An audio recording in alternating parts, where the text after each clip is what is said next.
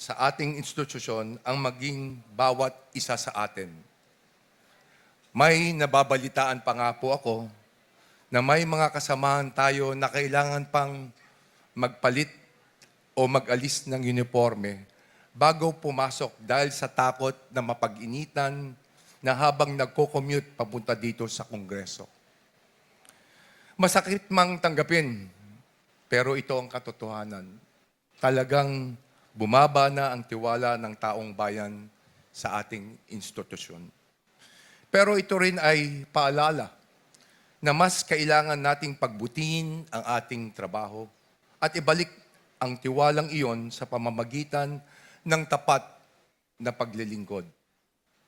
Tandaan nating lahat, sa bawat bagyo, may araw na muling sisikat, sa bawat gabi ng dilim ay may liwanag na parating. Laging may liwanag sa dulo ng bawat lagusan.